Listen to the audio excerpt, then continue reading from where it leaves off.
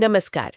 आज हम बिहार के पश्चिमी चंपारण जिले में बसे वाल्मीकि नगर पर मिले स्रोतों पर थोड़ी गहराई से बात करेंगे। हाँ, ये जगह भारत नेपाल सीमा पर है, गंडक और सोनहा नदियों के पास। बिल्कुल, और इसका नाम जुड़ा है महर्षि वाल्मीकि से, रामायण के रचयिता। हमारे पास जो जानकारी है वो इसके दो खास पहलुओं पर फोकस करती है। एक तो बिहार का एकमात्र tiger reserve, Valmiki tiger reserve. हाँ, ये बहुत अहम है। और दूसरा इसका जो गहरा सांस्कृतिक और ऐतिहासिक महत्व है।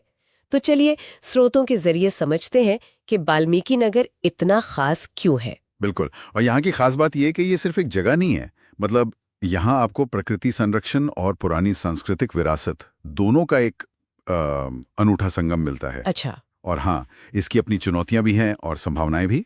तो जैसा आपने कहा, पारिस्थितिक महत्व पहले देखते हैं। वाल्मीकि टाइगर रिजर्व, स्रोतों में इसका जिक्र बार बार है। ये सिर्फ बिहार का इकलौता टाइगर रिजर्व नहीं है, ये भारत के प्रोजेक्ट टाइगर का भी हिस्सा है। हाँ, बिल्कुल, राष्ट्रीय बाघ संरक्षण पहल। स्रोत बताते हैं कि ये शिवालिक पहाड़ियों की तलहटी में है, घने जंगल हैं, तरह तरह के वन्य जीव। सही। हाँ, और देखिए बाघों के अलावा भी यहाँ बहुत कुछ है। स्रोत बताते हैं कि यहाँ की जैव विविधता मतलब बहुत रिच है। अच्छा, जैसे तेंदुए हैं, भालू हैं, हिरणों की कई प्रजातियां हैं और पक्षियों की तो सैकड़ों किस्में मिलती हैं। अरे वाह। हाँ, यहाँ की जो नम घास वाली जमीनें हैं और नदी का जो इकोसिस्टम है वो कई ऐसी प्रजातियों के लिए जरूरी है जो लुप्त होने की कगार पर हैं। और इसी इलाके में गंडक बैराज भी है। सिंचाई और बाढ़ रोकने के लिए तो वो जरूरी है, लेकिन स्रोत इशारा करते हैं कि ऐसे बड़े ढांचों का नदी के नेचुरल फ्लो पर और पानी में रहने वाले जीवों पर असर पड़ता है। ये वही मतलब विकास और पर्यावरण वाली खींचतान है। हाँ, ये संतुलन साधना हमेशा मुश्किल होता है ना।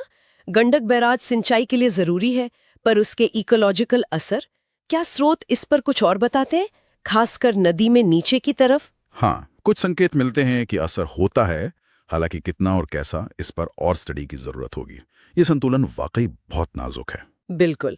अच्छा, अब अगर हम इसके सांस्कृतिक पहलू पर आए, महर्षि वाल्मीकि और रामायण से जुड़ाव, ये इसे एक अलग ही पहचान देता है। निश्चित रूप से।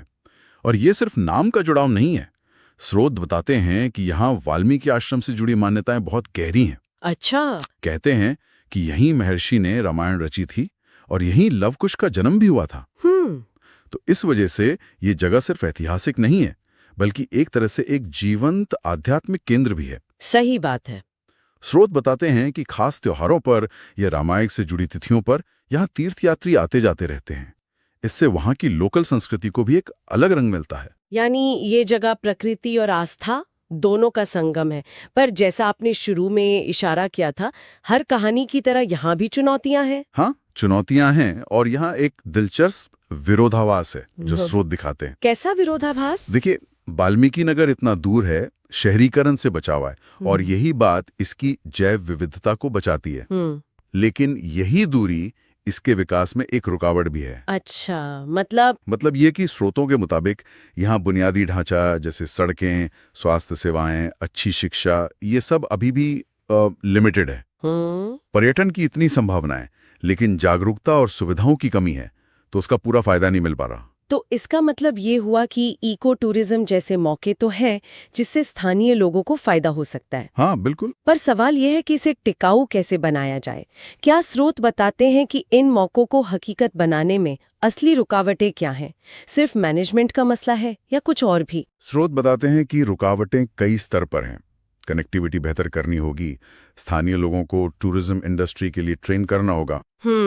और सबसे बड़ा सवाल यही है कि विकास ऐसा कैसे हो जो यहाँ की जो प्राकृतिक और सांस्कृतिक पहचान है उसे खत्म ना करे। सही। इसके लिए सिर्फ सरकारी नीतियां काफी नहीं होंगी। समुदाय की भागीदारी चाहिए, पर्यावरण के लिए जागरूकता चाहिए और नियमों का सख्ती से पालन भी। मतलब सस्टेनेबल टूरिज्म और संरक्षण को साथ लेके चलने वाले मॉडल बनाने होंगे। तो कुल मिलाकर वाल्मीकि नगर एक ऐसी जगह है जहां प्रकृति का अद्भुत खजाना है टाइगर रिजर्व और संस्कृति की गहरी जड़ें हैं वाल्मीकि आश्रम। बिल्कुल। ये कई चुनौतियों से जूझ रहा है, लेकिन इसमें सही नजरिए के साथ आगे बढ़ने की बहुत क्षमता भी है। एकदम सही कहा। मुख्य मुद्दा यही है कि विकास की जरूरतें, पर्यावरण बचाने की जरूरतें और सांस्कृतिक धरोहर का सम्मान, इनके बीच संतुलन कैसे बने, ये बहुत ही नाजुक डोर पर चलने जैसा है। और इसी